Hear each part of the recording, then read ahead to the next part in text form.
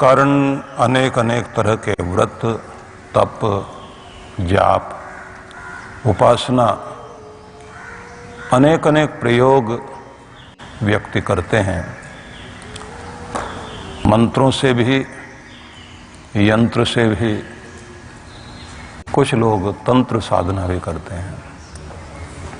जगदम्बा जगजननी माँ परमेश्वरी उसे ऐसा माना जाता है कि शिव और शिवा, महाकाल और महाकाली, महादेव और महादेवी इस तरह का स्वरूप है जिसे कहा जाता है कि शिव निराकार रूप और उनका प्रकट रूप उनकी शक्ति। जैसे हम देखते हैं चंद्रमा में उसकी चंद्रिका और सूर्य में उसकी किरण। प्रत्येक व्यक्ति के अंदर जो उसकी बुद्धि है और उसका जो प्रकट रूप, उसकी प्रतिभा है, दोनों के द्वारा ही बुद्धि अंदर देखें तो कहीं नहीं दिखाई देती, लेकिन बुद्धिमत्ता जरूर दिखाई देती है, प्रतिभा दिखाई देती है। तो इसलिए कहते हैं कि ज्योति रूप में जो प्रकट है वह शक्ति है, जगदम्बा है। दोनों का स्थान शरीर में माना गया है कि अच्छा है कि हम गौरी शंकर वाले रूप को पूजें, वह ब्रह्मरंध्र में स्थित है।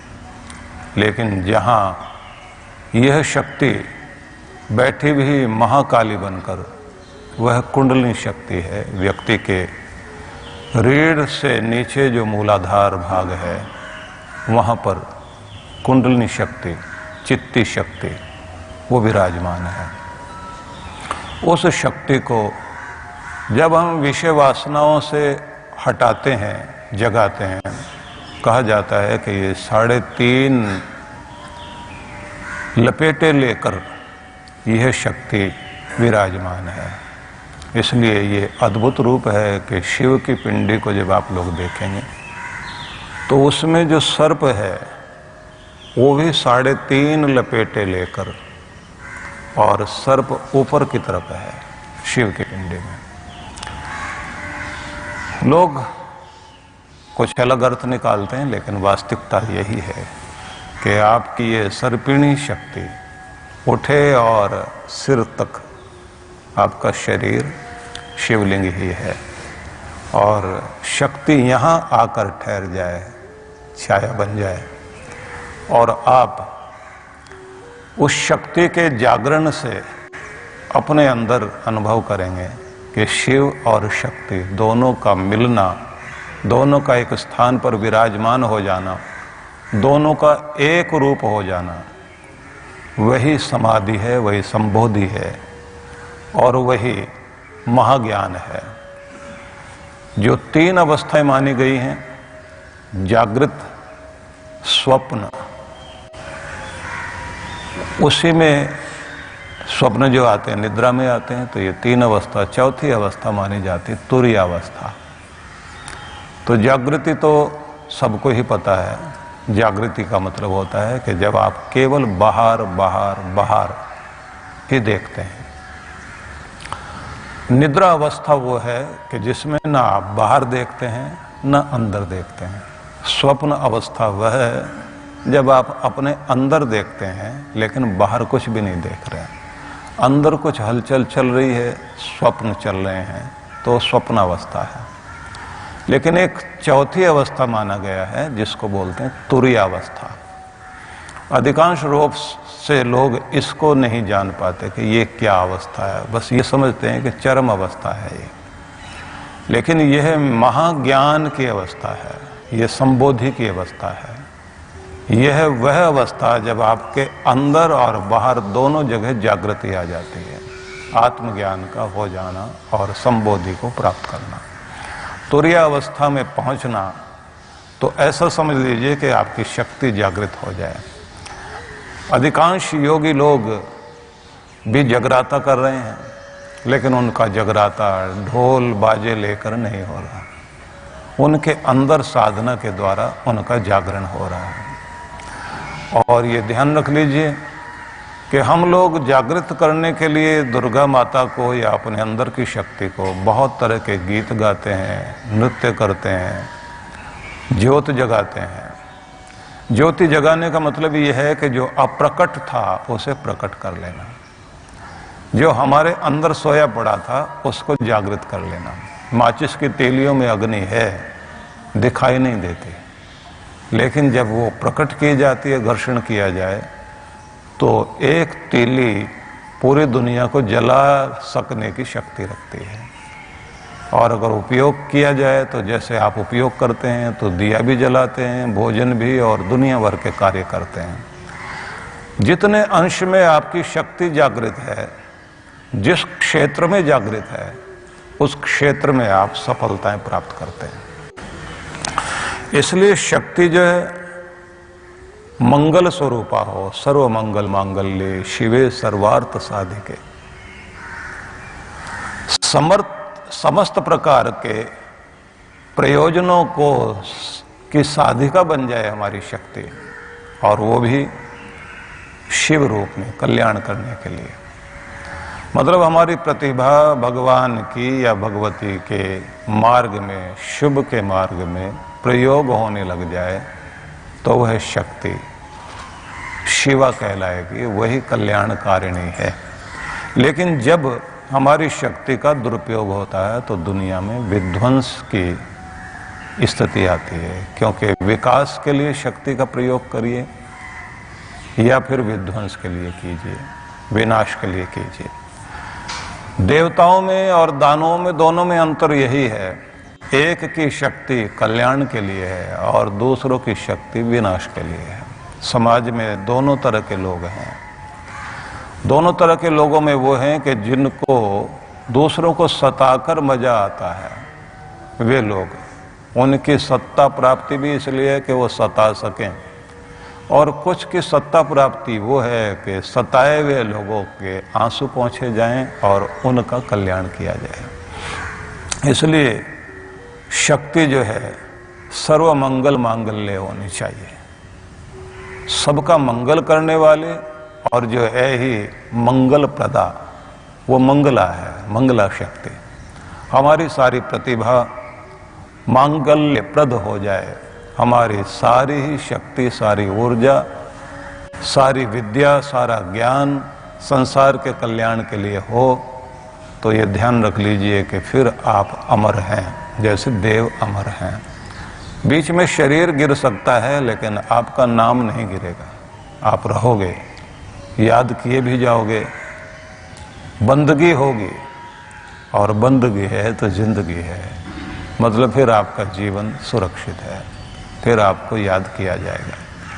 वो वंदना होगी, अभ्यर्थना होगी, आपसे प्रार्थनाएं होंगी, याचनाएं होंगी कि हम भी ऐसे बन जाएं, हमें भी आशीष दो।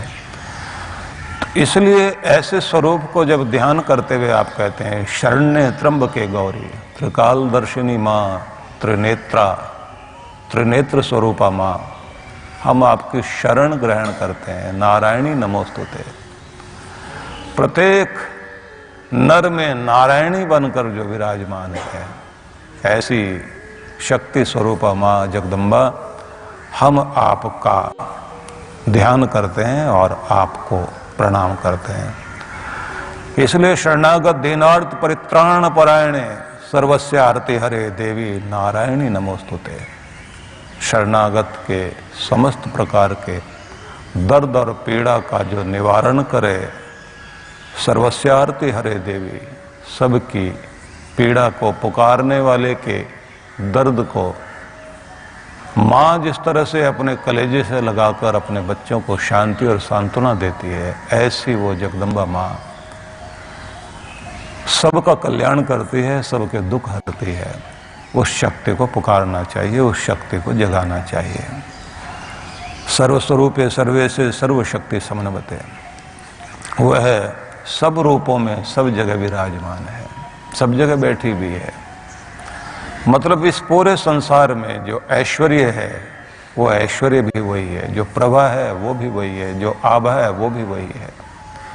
सब रूपों में वो ज्योति रूप धारण करके भी बैठी है, सुगंध रूप धारण करके बैठी है, सर्वव्यापिनी शक्ति है। मतलब वही शक्ति जो सब में विराजमान है और सब जगह जो प्रकट होकर कल्याण करती है। यहाँ फिर हम वही बात याद करें कि सब घट मेरा साईं, भगवान तो सबके अंदर है, लेकिन वह मालिक सबके अंदर है। सब घट मेरा साईं, खाली घट ना कोई ऐसी चीज नहीं, कोई ऐसा व्यक्ति नहीं जिसके अंदर ये शक्ति नहीं है। बलिहारी उस घट की, वह शरीर, वह जीवन बलिहारी उस पर बलि जाएं, मतलब उसका सम्मान करें। जिस जा घट प्रकट होए, जिसके अंदर ये शक्ति प्रकट होती है, जिसके अंदर ये प्रकट हो जाए तो उसके अंदर वो दिव्यता आने लग जाती है। और दिव्यता आ गई तो फिर ध्यान रख लीजिए कि भगवान या भगवती फिर चुनते हैं, करुणा वाले को करुणा वाला कार्य देते हैं। ऐसे करुणावान लोग दुनिया के दर्द हरते हैं। उदार व्यक्ति को उदारता के कार्य देते हैं भगवान, कि जाओ दुनिया का कल्याण करो। उस अंश में उनके अंदर भगवत्ता प्रकट हो जाती है। शक्तिमान लोगों को शक्ति देते हुए प्रेरणा देते हैं कि जाओ अन्याय से पीड़ित लोगों का दुख हरण करो।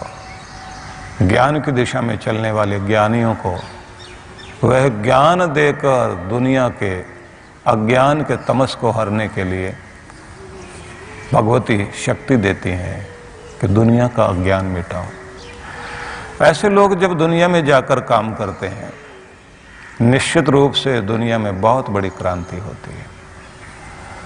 कुछ वो कर्मयोगी लोग होते हैं जो अपने कर्म के द्वारा दुनिया में बड़े बड़े कार्य करते हैं, क्योंकि ऐसे कर्मयोगियों को भी भगवान चुनते हैं, भगवती चुनती है और चुन लेती है वो जगदम्बा। तो उसके बाद उन कर्मयोगियों के द्वारा बहुत दुनिया में बड़े बड़े काम होते हैं।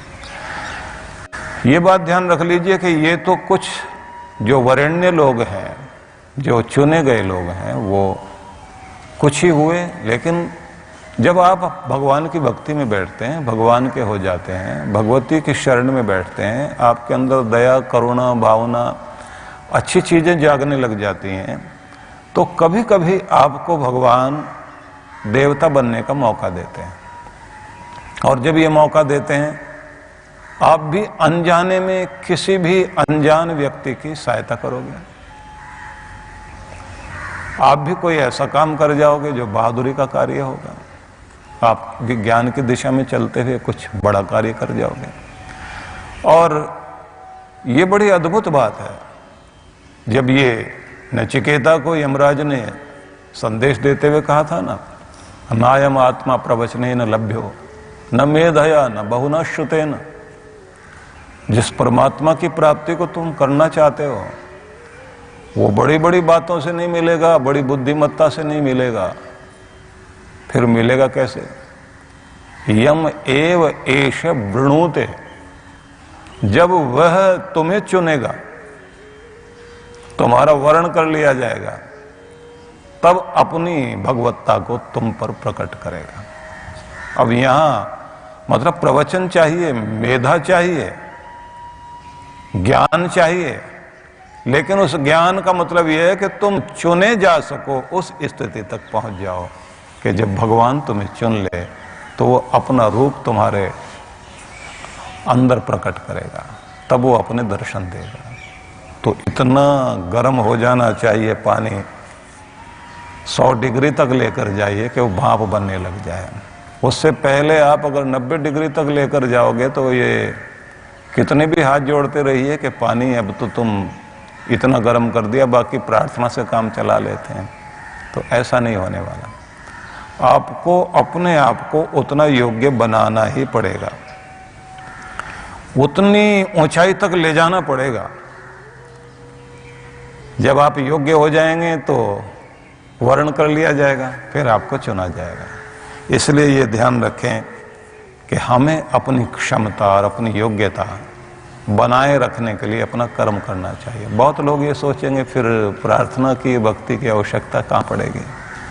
वहाँ पड़ेगी जो आपके अंदर वो जज्बा बनाए रखे, वो बाधाएं जो आकर आपको रोक लेती हैं, और कितनी कितनी प्रतिभाएं दुनिया में होती हैं, लेकिन वो चरम तक नहीं पहुंच पाते। कितने लोग बड़े आंदोलन खड़े करने की कोशिश करते हैं, लेकिन उनके आंदोलन जो है वो ऐसे हो जाते हैं जो उनको ही मिटा देते हैं और दुनिया का अहित कर देते हैं। वो भक्ति चाहिए कि आपके पास विजन है, आपके पास दृष्टि है, लेकिन उसके बाद भी आप कोई कार्य करें और वो युगों तक याद रखा जा सके, तो यहाँ भक्ति काम आएगी, यहाँ कृपा काम आएगी। जब तक सुबुद्धि नहीं होगी और उसकी कृपा नहीं होगी, बुद्धि तो होगी, बुद्धि सुबुद्धि नहीं बनेगी। इसलिए आचरण हो, लेकिन जब तक सत्य स्वरूपा से नहीं मिलेंगे, क्योंकि जगदम्बा माँ को सत्या भी कहा गया। वो सत्ता भी है, सत्य भी है, सतचित रूप भी है। जो हम लोग पाठ कर रहे थे ना, सती साध्वी भवप्रीता भवानी भवमोचनी आर्या दुर्गा जया चाद्या आद्या त्रिनेत्रा शूलधारिणी, तो वो सती है, सत्ता वाली है, सत्य के द्वारा प्राप्त की जाती है। तो ये बात जरूर ध्यान रख लीजिए कि जब उसकी कृपा होती है तो आपका आचरण सत्याचरण हो जाता है, आपके वचन वचन नहीं रहते, सद्वचन हो जाते हैं, और आपके कर्म कर्म नहीं रहते, वो सत्कर्म कहलाते हैं। आपकी दृष्टि सददृष्टि हो जाएगी। आपके द्वारा किया जाने वाला प्रत्येक कार्य, मतलब यहाँ तक कि जब आप ऐसे प्यारे लोगों के साथ बैठें जो सारे ही सत्य से जुड़े हुए हैं, तो वो सत्संग हो जाएगा, सत्संगति हो जाएगी। और जहाँ जहाँ भी ये सत्य जुड़ गया, तो ध्यान रख लीजिए कि वहाँ वहाँ कल्याण हो जाएगा। और जब आदमी के कार्य सत कार्य नहीं होते, असत कार्य हो जाते हैं, फिर पतन है। इसलिए प्रार्थना भी की जाती है, असतो माँ सदगमय तमसो माँ ज्योतिर्गमय। असत से हटाओ और सत्य की तरफ लेकर चलो। तमसो माँ ज्योतिर्गमय, मुझे अंधेरों से निकाल कर उजालों की तरफ लेकर चलो, क्योंकि भटक गया हूँ, खो गया हूँ, स्वयं को भूल बैठा हूँ। भ्रमित को फिर से राह दिखाओ, अंधेरे में भटकते हुए को फिर से तुम अपनी ओर लेकर चलो। मेरी बुद्धि, मेरे मन, मेरे चित्त में अंधेरा छाया हुआ है, फिर से रोशनी दो, अंधेरों के पार उजालों की ओर लेकर चलो। ये ऋषि की प्रार्थना अद्भुत प्रार्थना है। केवल इतना ही कह देना कि अंधेरे से प्रकाश की ओर ले चलो, नहीं। जिंदगी में जहां भी अज्ञान है, जहां भी भ्रम है, जहां मिथ्या ज्ञान है, अज्ञान और मिथ्या ज्ञान दोनों में भी बहुत अंतर है। जहां भ्रम है, जहां संशय है, जहां मैं भटक गया हूं, जहां मैं अटक गया हूं, जहां मैं खो गया हूं, उस सब से निकाल कर मुझे वो उजाला दो, रोशनी दो, भटके हुए को राह दिखाओ, मार्गदर्शन दो, पथ प्रदर्शन करो। ये शब्द है तमसो माँ ज्योतिर्गमय। वेदों में इसको कहा आरोहो तमसो ज्योति, ऊपर उठो अंधेरों के पार। स्वामी विवेकानंद बोलते थे कि लाखों सालों का अंधेरा एक रोशनी की किरण से नष्ट हो जाएगा। अंधेरा अंधेरा चिल्लाने से तुम उसे दूर नहीं कर पाओगे। वो कितना पुराना है, कितना शक्तिशाली है, इसे भूल जाओ। तुम्हारी एक किरण काफी है अंधेरे को चीरने के लिए। तुम्हारी जिंदगी में प्रकाश की किरण, ज्ञान का हो जाना बहुत बड़ी चीज है। उसे जागृत करो, तुम्हारा लाखों सालों का अंधेरा, अज्ञान सब मिट जाएगा। सार यही है कि जैसे जैसे हम प्रकाश की ओर बढ़ते हैं, ज्ञान की ओर बढ़ते हैं, भवानी की तरफ, भगवती की तरफ, भक्ति की तरफ, श्रद्धा की तरफ, तो आपका कर्म जो है भक्ति के साथ मिलते ही वो कर्म दिव्य कर्म हो जाता है। तो इसलिए आपसे ये निवेदन करना चाहता हूं कि सभी लोगों को अपने जीवन में नई शक्ति प्राप्त करने के लिए, नया होने के लिए साधना अनुष्ठान जरूर करना चाहिए। और इसमें महत्वपूर्ण बात है कि आपको अपना कहीं ना कहीं आसन संभालने के बाद अपने मौन को भी साधना पड़ेगा। जब आप अपने मौन को साधते हैं, बस वहां कृपा होगी। इसलिए शांति से ये यात्रा आपकी चलेगी और सभी रूपों में सर्वमंत्रमयी सत्ता सत्यानंद स्वरूपिणी अनंता भाविनी भाव्या भव्या भव्या सदा गति जो कहा गया है, समस्त मंत्रों के द्वारा सब मंत्रों के अंदर जो विराजमान है उसको आप ध्यान से अनुष्ठान से प्राप्त कर सकते हैं। तो अच्छा यही है कि आप अपना आसन संभालें, ज्योत जगाएं। नियम ये होता है कि जब आप साधना करने बैठें तो दिया भी जलना चाहिए, दीप जला करके बैठें। दीप जलाकर जब आप बैठते हैं तो उसमें प्रयास ये कीजिए, संकल्प लेते समय आपको अगर संकल्प में मंत्र नहीं आते हों तो सामान्य शब्दों में आप ये कह सकते हैं, मैं आज इस दिनांक में इस समय में, हो सके तो तिथि बोल सकते हैं तो बहुत अच्छी बात है, इस स्थान में इस नाम वाला, इस गोत्र वाला, इस मनोदशा वाला, इस भावना के साथ जगदम्बा जगजननी माँ परमेश्वरी दुर्गा माता की स्तुति करने के लिए, उनका ध्यान करने के लिए इस स्थान में संकल्प पूर्वक विराजित हूँ या बैठ रहा हूँ। वह परम सत्ता परम शक्ति मेरी मनोकामना को पूर्ण करे, मैं इसके लिए विनती करता हूँ, प्रार्थना करता हूँ और आह्वान करता हूँ कि हे जगदम्बा माँ, आप यहाँ विराजमान हो। उसके बाद आप अपने नाम को के अक्षरों को गिनना। अगर आपका नाम राजेश कुमार है तो राजेश 3 अक्षर हो गए, कुमार के को मा र 3 अक्षर, वो मतलब 6 अक्षरों का आपका नाम हुआ। 6 अक्षरों के नाम के अनुसार बिना टूटे चावल के दाने, जिसे बोलते हैं अक्षत, उन्हें आप उठाकर दिए में रख दीजिए। जलाना नहीं, तेल में डाल देना है या घी में डाल देना है, दीप में डाल देना है। सामने दिया रख दीजिए, स्थापित कर दीजिए। तो आपने अपने नाम को उस ज्योति स्वरूपा जगदम्बा को अर्पित करते हुए उसके साथ स्वयं को जोड़ा है। गायत्री साधक हो, लक्ष्मी साधक हो, या फिर जगदम्बा जगजननी माँ परमेश्वरी दुर्गा भवानी की साधना में आप बैठ रहे हो, सरस्वती माँ की आराधना में बैठ रहे हैं, तो उस समय ऐसा प्रयोग आप करें। ये बात भी हो सकती है कि अगर आप चित्र लगाते हैं तो दुर्गा माता को लाल फूल अर्पित करें, लक्ष्मी माता को पीले फूल अर्पित करें, सरस्वती माता को सफ़ेद फूल अर्पित करें।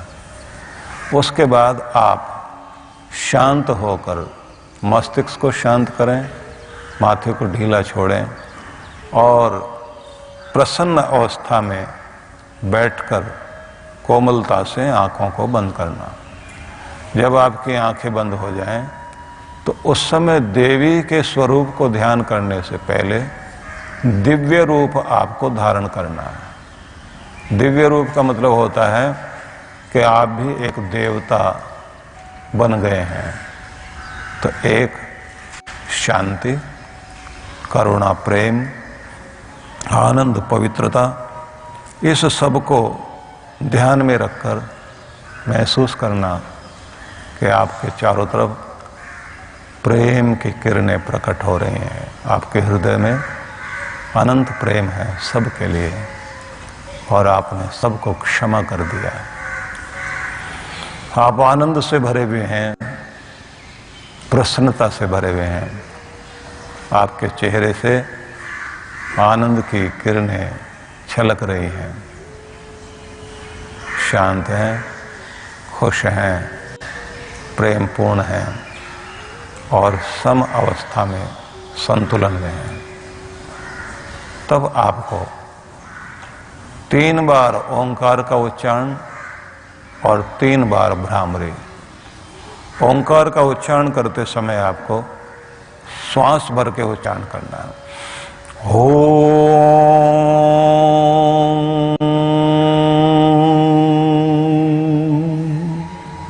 इसी के साथ 3 बार फिर भ्रामरी।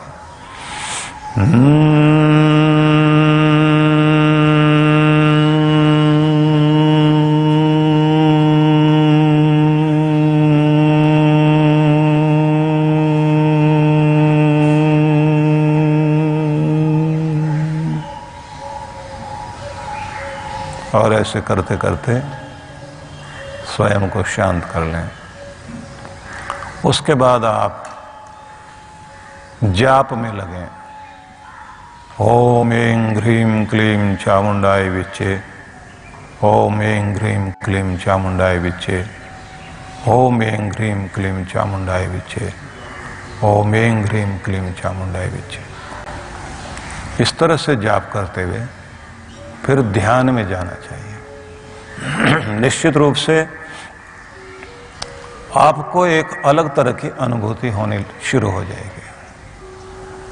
लेकिन ये भी आपको ध्यान रखना है कि वह जगदम्बा, जगजननी माँ परमेश्वरी जिसका आप ध्यान करना चाहते हैं, वह सब जगह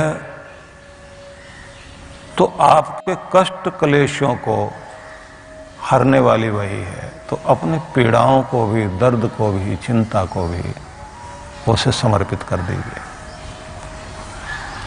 ये भावना रखते हुए कि मेरे दर्द का निवारण करने वाली शक्ति वही है, मेरी पीड़ा हरेगी, मेरी चिंताओं को मिटाएगी, मेरा कल्याण करेगी, मेरे लिए कोई न कोई मार्ग निकलेगा। शांत सहज होकर आप सर्वबाधा प्रशमनम त्रैलोक्यस्याखिलेश्वरी एवमेव त्वया कार्यस्मत् वैरि विनाशनम, ऐसा भाव लेकर सब बाधाओं का प्रशमन करने वाली वही जगदम्बा माँ है, जो समस्त त्रैलोक्य की स्वामिनी है। ऐसी माँ के प्रति शरणागत हों। वह मेरे समस्त प्रकार के जो शत्रु हैं, शत्रु से मतलब वो आपके रोग, शोक, कष्ट, क्लेश और जो भी बाधाएं जीवन की हो सकती हैं, उन सबको दूर करने वाली शक्ति वो है। तो ये सब सुनने के साथ साथ आपको लग रहा होगा कि थोड़ा सा गंभीर होता जा रहा है, लेकिन मैं आपको एक निवेदन करना चाहता हूँ। दुनिया में अलग अलग जगह, अलग अलग रूपों में बाधाएं भी हैं, शत्रु भी हैं। ये जितने भी रोग हैं, ये भी तो हमारे शत्रु हैं। और कहाँ कहाँ से किस किस तरह से आ जाते हैं, क्योंकि देवी प्रकोप और दैवी प्रकोप तो है ही है। बाढ़ का आ जाना, भूकंप पड़ जाना, या फिर कोई भी इस तरह का ज्वालामुखी का फट जाना, समुद्री चक्रवात का आ जाना, वृष्टि, अनावृष्टि, बहुत तरह के दैवी प्रकोप हैं। वे भी प्रकोप हैं जो इंसान को दूसरे रूप में दुख बन करके चुभते हैं, जो समाज के द्वारा, व्यक्तियों के द्वारा जो दुख हम लोग उठाते हैं। चोर डाकुओं के भय से लेकर जीव जंतुओं तक के भय, और जैसे इस समय हम लोग पीड़ा भोग रहे हैं कि कहाँ से वायरस चला और किस तरह से कितने कितने लोगों को पीड़ित कर रहा है। कल मैं न्यूयॉर्क से किसी ने हमारे पास में एक छोटा सा वीडियो भेजा, जिसमें इटली की सड़कों पर एक दृश्य छायांकित किया गया था, वीडियो था वो, कि बहुत सारे कबूतर, सफेद कबूतर सड़कों पर बैठे हुए हैं, सड़कें खाली हैं। जब भी कोई एक व्यक्ति कोई सामान लेने, आवश्यक चीज लेने के लिए बाहर निकलता है, सारे कबूतर उसके साथ साथ उड़कर घेरा बनाकर उसके साथ चलते हैं। उन्हें लगता है कि ये व्यक्ति आया है, शायद दया करके कोई दाना डाल के जाएगा, क्योंकि उससे पहले सड़कें भीड़ से भरी होती थी, करुणावान लोग आते थे, उन पक्षियों को भी खिलाते थे। अब वो शहर के अंदर बैठे हुए पक्षी, घर तक, द्वार तक, व्यक्ति चलता हुआ अपने द्वार तक पहुंचा है, दरवाजे तक पहुंच गया, पक्षी वहां तक पीछा कर रहे हैं, आ रहे हैं, गोल गोल घेरा बनाकर, कि कबूतर तो कभी किसी को चोट नहीं पहुंचाता, कोई नुकसान नहीं करता। लेकिन यह भी एक दशा आनी थी कि इतिहास में ऐसी घटना हमको देखने को मिल रही है कि ऐसी समस्या दुनिया का कोई देश ऐसा नहीं लगता जहां यह समस्या नहीं पहुंची हो। लोग अपने घरों में, लोगों को एक दूसरे से शंका, लोगों को एक दूसरे के साथ इस तरह की स्थिति हो गई है कि ऐसा लगता है कि किसी से मिल नहीं सकते, किसी को छू नहीं सकते, और अगर बात भी करनी पड़ जाए तो कम से कम 6-7 फुट दूर पर खड़े होकर, वो भी सावधानी पूर्वक।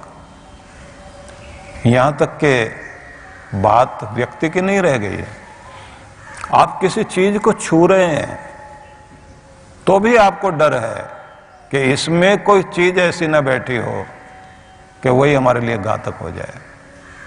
ऐसा भी समय आता है। इसी को कहते हैं काल का कराल रूप। और ये जब कराल रूप आता है तो शंका कितनी, संशय कितने पैदा हो जाते हैं। गलतियां होती हैं मनुष्य से। वो भी लोग हैं जो लड़ते हैं। इस समय के जो देवता लोग हैं वो डॉक्टर लोग हैं, उनके अंदर जो इस समय योद्धा बनकर बीमारियों से लड़ने के लिए काम कर रहे हैं, अद्भुत लोग हैं। सोचिए, जिस व्यक्ति ने पहले प्लेग का टीका खोजा था, कैसा व्यक्ति था, खुद प्लेग से मर गया, लेकिन उसने टीका खोज लिया। जिस व्यक्ति ने रेबीज पर काम किया, उसके बारे में जरा सोच के देखिए। लुई पाश्चर नाम था, अद्भुत व्यक्ति था। पिता चमड़े का काम करते थे, अपने बच्चे के बारे में सोचते थे कि मेरा बेटा जरूर पढ़ेगा, लेकिन मंदबुद्धि निकला। बड़ा हुआ बच्चा तो गांव के अंदर जंगल से भेड़िया आ गया, एक जंगली भेड़िया जो किसी बीमारी से ग्रस्त था, उसने आकर कई लोगों को काट लिया और उसके परिणाम स्वरूप रेबीज हो गया लोगों को, जिसके कारण जो है जैसे पागल कुत्ता काटता है ना, पानी देखते ही आदमी डरकर भागता है, जानवर जैसी आवाज निकालने लगता है और पागल होकर मर जाता है। अब गांव के 8 लोगों को मरते हुए देखा उस बच्चे ने। तो बच्चा बार बार अपने पिता से पूछता है कि ये क्यों ऐसा हो रहा है। तो बताया गया, बेटा जंगली पागल जानवर के काटने से ऐसा हुआ, और ऐसा तो कुत्तों के काटने से भी हो जाता है जो पागल हो जाते हैं। बोले कोई इलाज नहीं है? बोले नहीं, कोई इलाज नहीं। फिर इलाज क्यों नहीं है? पिता ने गुस्से में आके कह दिया, तुम पढ़ो लिखो, खोजो ना, रास्ता खोजो। दुनिया में इतने लोगों ने रास्ते खोजे हैं, तो तुम खोजो।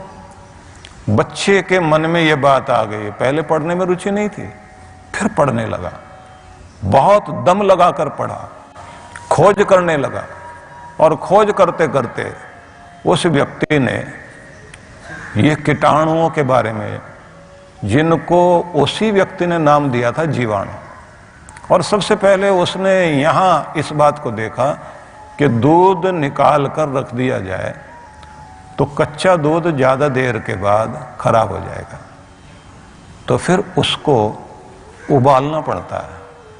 75 डिग्री तक लेकर जाइए तो वो दूध जो है जिस तरह गर्म करके रख दिया जाता है तो वो टिकता है। तो उसने खोज की, मैं उसकी पूरी खोज और उसके लंबी कहानी न सुना के सार बताता हूँ आपको। उसने खोज की तो सबसे पहले तो ये जाना कि ये गर्म करने के बाद वो जो उसके दूध के अंदर जो जीवाणु होते हैं वो नष्ट हो जाते हैं, क्योंकि किसी भी चीज़ में, फल में, सब्जी में जब आप रख देते हैं तो वो कुछ समय के बाद में, जैसे सेब को छील दिया तो उसके बाद में वो लाल लाल होने लग जाता है, चीज़ें सड़ने लगती हैं, गल जाती हैं। तो इस थ्योरी पर काम करते करते उसने कहा कि इसका मतलब जीवाणुओं को नष्ट किया जा सकता है। उसके बाद उसके मन में आया कि मनुष्य के अंदर रोग निरोधक शक्ति होती है, रोगों से लड़ने की शक्ति होती है। तो अगर कोई बाहर का कोई वायरस शरीर के अंदर आता है तो उससे ज़्यादातर हमारी रोग से लड़ने वाली शक्ति जो है उसे हरा देती है। इसी को प्रतिरोधक क्षमता बोलते हैं। वह जो इम्यून सिस्टम हमारा स्ट्रांग होता है, प्रतिरक्षा तंत्र जब मजबूत होता है तो कितना बढ़िया काम करता है। तो इसको ध्यान में लेकर उसने और काम शुरू कर दिए, और करते करते फिर उसने ये प्रयोग किया जो कुत्तों पर जिस तरह से होता है। एक खास तरह के लवण की खोज की थी उसने, और वो खोज करने के बाद एक कुत्ते को लगाया और कुत्ते के शरीर से प्रतिरोधक क्षमता विकसित हो गई तो उसे निकाल कर फिर दूसरी जगह लगाया। और फिर एक बच्चा था छोटा सा जिसको रेबीज हो गया था और वह मरने की स्थिति में था। उसकी माँ रोते रोते उसको लेकर लुई पाश्चर के पास आई, और उस समय वो अपना टीका लगभग तैयार कर चुका था, लेकिन मनुष्यों पर प्रयोग नहीं हुआ था। लेकिन दिखाई ये दे रहा था कि अगर इस बच्चे को लगाया तो बच्चा तो वैसे भी मर सकता है, लेकिन कहीं मैं बदनाम ना हो जाऊं। जब देखा गया कि बच्चा मर ही सकता है तो फिर क्यों नहीं ये टीका जो तैयार किया है तो इसको लगा दिया जाए। और जैसे वो इंजेक्शन लगाया, बच्चा जो है थोड़ा थोड़ा ठीक हो रहा था। 21 दिन तक वो थोड़ा थोड़ा इंजेक्शन उसको उसके शरीर में दवाई डालता चला गया, और उसके बाद वो चीज़ तैयार हो गई जो रेबीज से लड़ने के लिए टीके बनते हैं। फिर उसके बाद ये खोज हुई कि 14 इंजेक्शन लगते थे, पेट में लगाए जाते थे। अब केवल 3 इंजेक्शन लगाते हैं ये लोग, और शायद बाह में लगाते हैं। तो आप सोचिए कि व्यक्ति ने खोज की, दुनिया में ताला है तो चाबी तो है, समस्या है तो समाधान भी है। ये एक चीज है कि हम बीमारियों से लड़ें, उन्हें दूर करने के लिए, उन्हें नष्ट करने के लिए काम करें। और बात फिर वही कि उसने जो वो चीज तैयार की थी तो वो बार बार कहता था कि जो मैं अब शरीर में मनुष्य के लगा रहा हूं ये क्या करेगा, उस विषाणु को मारेगा ऐसा नहीं है। उसकी पंक्ति अद्भुत थी। उसका कहना था कि ये शरीर में पहुंचने के बाद प्रतिरक्षा तंत्र को इतना प्रबल करेगा कि जो वहां पर रोग बैठा हुआ उसको लड़ने के लिए तुम्हारा शरीर की ही प्रतिरक्षा शक्ति वो लड़कर भगाएगी। ये विचार करने की बात है कि आपके अंदर परमात्मा ने बीमारियों से लड़ने का रक्षा तंत्र दिया हुआ है, आप उसी को मजबूत करिए।